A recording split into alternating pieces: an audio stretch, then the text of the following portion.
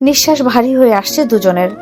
এই অতি একান্ত ব্যক্তিগত মুহূর্তটাকে আর বেশিক্ষণ বিরাজ করতে না দিয়ে হুঙ্কার দিয়ে বেজে উঠল রোদেলার ফোন।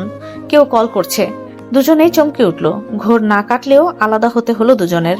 ভারী ভারী নিঃশ্বাস ফেলে তাকালো রোদেলার ফোনের দিকে। শুভ্র ঘোর লাগা কণ্ঠে জিজ্ঞাসা করলো, এখন কে কল করছে? অপরিচিত নাম্বার, কে হতে পারে? রিসিভ করতে হবে না, কল কাটো। ওকে। রোদেলা কল কেটে দেওয়ার আগেই অমনি কলটা কেটে গেল।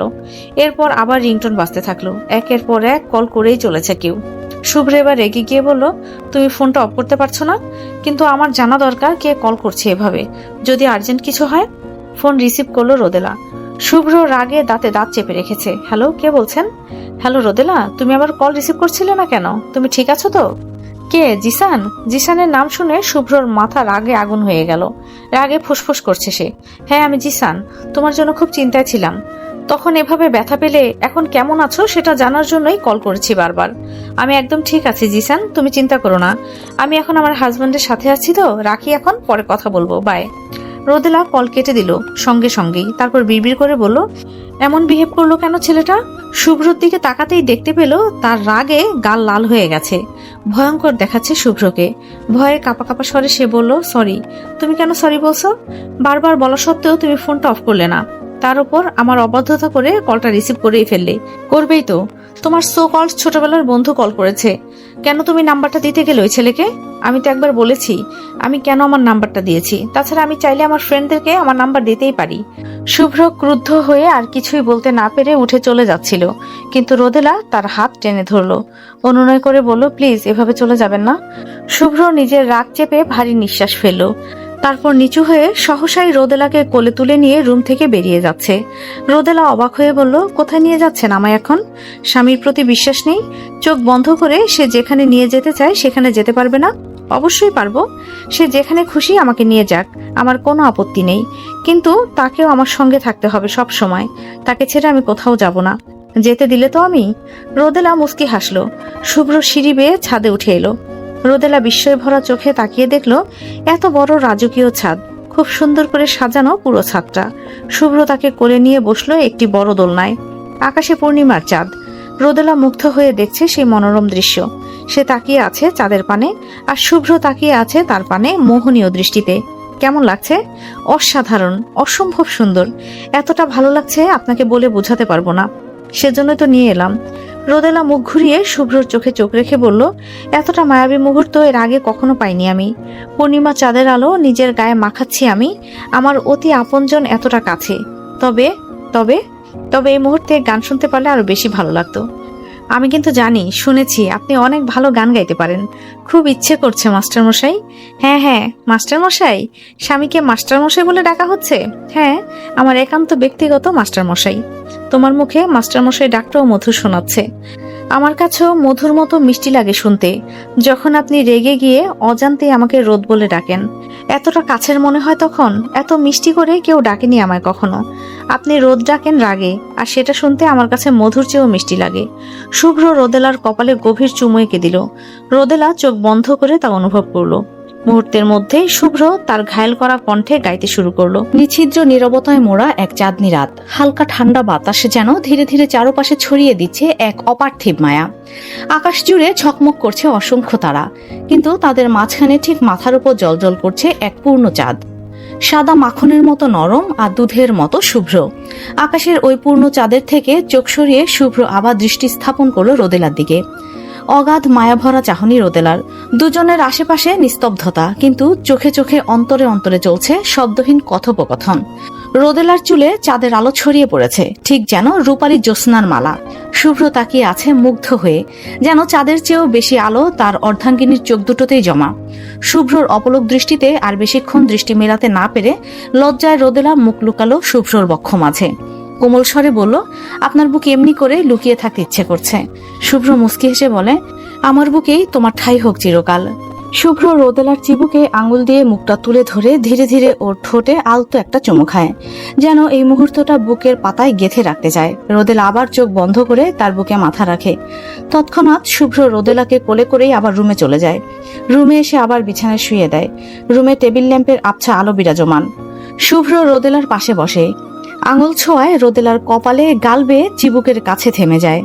ধীরে ধীরে তার ওড়নাটা সরিয়ে নেয় শুভ্র। রোদেলা চোখ বন্ধ করে নেয়। শুভ্র তার কানের কাছে ফিসফিস করে বলে, তোমাকে ছুঁতে চাই আজ রোদ, শুধু ভালোবাসা দিয়ে, ব্যথা ভুলিয়ে দিতে চাই আমার প্রতিটি ছোঁয়ায়। তার ঠোঁট ছুঁয়ে যায় রোদেলার কপাল, তারপর চোখ, আর এক এক করে নেমে আসে গাল, গলা, তারপর নিঃশ্বাস মিলেমিশে একাকার হয়ে যায়। শরীরের প্রতিটি কোষে ছড়িয়ে পড়ে এক ধরনের বিদ্যুৎ, আবেগ, আকুলতা আর গভীর প্রেমের আবেশ। কেটে গেল তাদের মধুচন্দ্রিমার প্রথম মায়াবী রাত। দিনের আলো মুখে এসে পড়েছে। ধীরে ধীরে চোখ মেলে তাকালো রোদেলা। বুঝতে পারলো সকাল হয়ে এসেছে। শরীর টানা দিয়ে পাশে ফিরে দেখলো শুভ্র তার দিকে নিষ্পলক তাকিয়ে আছে, গভীর দুটি চোখ দিয়ে। তার এলোমেলো চুল আর ঘুম ঘুম চোখের অপলক দৃষ্টি রোদেলার বুকে কাঁপন ধরালো। রোদেলা চোখ সরিয়ে বন্ধ করে ফেলল। মুখ ছেয়ে গেল লজ্জায়। চোখ বুঝতেই গত রাতে সেই মুহূর্তটির কথা মনে পড়ে গেল তার। আনমনে লাজুক হাসলো। তখনই শুনতে পেল, এত লজ্জা পেলে হবে, এই মুহূর্ত বারবার আসবে, এগেইন অ্যান্ড এগেইন। রোদেলা চোখ মেলে অবিশ্বাস্য দৃষ্টিতে একবার তাকালো শুভ্রর দিকে, তারপর আবার ভুরু কুঁচকে চোখ ঘুরিয়ে নিয়ে মনে মনে বলল, লজ্জা ছাড়া পুরুষ। আমি নির্লজ্জ না, এটা খুব ন্যাচারাল একটা ব্যাপার। After all we are husband wife. Rodela শুভ্রর কথা শুনে আবার অবাক হলো। মনে মনে আবার ভাবলো, স্বামী কি আমার অন্তর্যামী নাকি? শুভ্র মুস্কি হেসে উঠে বসলো। তারপর রোদেলার দিকে তাকিয়ে স্বাভাবিকভাবে জিজ্ঞাসা করলো, পায়ের ব্যথাটা একটু কমেছে? একাই শাওয়ার নিতে পারবে নাকি আমি হেল্প করব? কোনো দরকার নেই, আমি একাই পারবো। কথাটা বলে তড়িঘড়ি করে রোদেলা ছুটে চলে গেল বাথরুমে। শুভ্র মাথা ঝাঁকিয়ে প্রশস্ত হাসলো। সকালে নাস্তা খেয়ে রোদেলা ব্যালকনিতে গিয়ে দাঁড়িয়ে আশেপাশের দৃশ্য দেখে চলেছে। অন্যদিকে শুভ্র বিছানায় বসে ল্যাপটপে মুখ গুজে রেখেছে। কোনো একটা কাজে প্রচুর প্রেসার যাচ্ছে ওর ওপর। রোদেলা বেশ কিছুক্ষণ পর এগিয়ে এসে বসলো তার পাশে। এক দৃষ্টে সে শুভ্রর দিকে তাকিয়ে আছে আর মনে মনে বলছে, আমার সুন্দর স্বামী। শুভ্র হুট করে বলে উঠলো, কি চাই ম্যাম? রোদেলা মুস্কি হেসে বলল, আমরা আবার বের হব কখন? আমার ঘুরতে ইচ্ছে করছে। অবশ্যই ঘুরতে যাব, তবে এখন আমার একটু কাজ আছে, পরে যাই। না, এখনই যাব। আমার রুমে আর ভালো লাগছে না। সারাদিন রুমে বসেই কেটে গেল। কেন, আমার সাথে রুমে থাকতে বুঝি বিরক্ত লাগছে? তা বলেছি নাকি আমি? কিন্তু আপনিও তো ব্যস্ত, তখন থেকে ল্যাপটপে কাজ করে চলেছেন। আমি খুব বোর হচ্ছি। কাজ শেষ হতেই অন্য কিছু করব। দেখ, খালি বাজে কথা। এত সুন্দর একটা জায়গায় এসেছি, একটু ঘুরে দেখবো না? হ্যাঁ দেখবো তো, কিন্তু রোদ, এই কাজটা খুব আর্জেন্ট। আমি শেষ করেই তোমাকে নিয়ে বের হব। ঠিক আছে, তাহলে আমি এখন একাই বের হচ্ছি। এটা বলেই রোদেলা উঠে চলে যাচ্ছিল, কিন্তু শুভ্র তার হাত টেনে ধরে বলল, রাগ কেন করছো? আমি তো বললাম নিয়ে যাব তোমায়। না না, আমি রাগ করছি না একদম। আপনি কাজটা শেষ করুন, আমি এমনি একা ঘুরে ঘুরে চারপাশটা দেখবো। তারপর আপনার কাজটা শেষ হতেই না হয় আপনি আমার কাছে চলে যাবেন। শিওর? একদম, আপনি চিন্তা করবেন না। কাজ শেষ করে আমার কাছে চলে আসবেন। আচ্ছা বেশ, তবে কোনো প্রবলেম হলে সঙ্গে সঙ্গে আমাকে কল করবে, মনে থাকে যেন। ঠিক আছে মশাই, মনে থাকবে। গেলাম এখন, tata. Tata, take care. Rodela বেরিয়ে গেল হাসি মুখে। শুভ্র হাসি মুখে তাকে বিদায় জানিয়ে মন দিল আবার কাজে। রোদেলা হাঁটতে হাঁটতে বাংলো থেকে কিছুটা দূরেই একটা পার্কের দিকে চলে এলো। কিছুটা নির্জন পার্ক, তবে বেশ মনোরম পরিবেশ। শুভ্রকে মিস করছে সে খুব। চারদিকে সবুজ গাছগাছালিতে পরিপূর্ণ। রোদেলা ফোন বের করে কয়েকটা সেলফি তুলে নিল। তারপর সেগুলো খুব মন দিয়ে দেখছিল। ঠিক সেই মুহূর্তে কোথা থেকে যেন 3-4টা বখাটে ছেলে এসে তার হাত থেকে ফোনটা নেওয়ার চেষ্টা করে, কিন্তু সে শক্ত করে ধরে থাকায় ছেলেগুলো ফোনটা নিতে পারেনি। তাই হাত ধরে টানাটানি শুরু করে।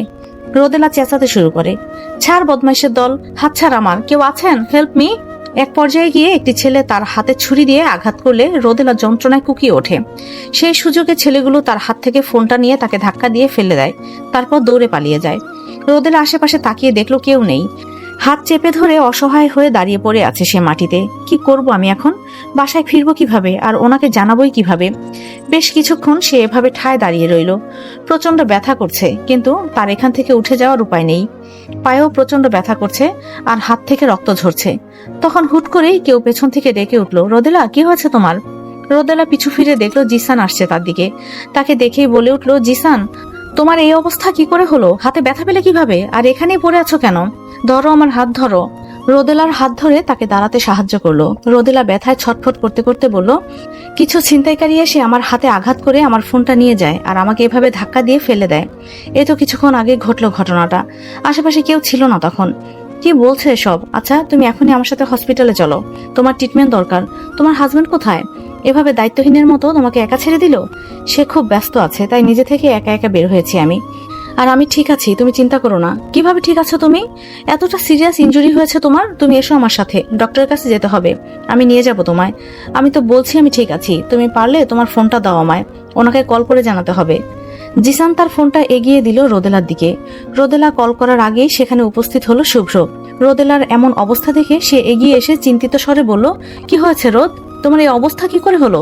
আর তোমার ফোনও বন্ধ দেখাচ্ছে।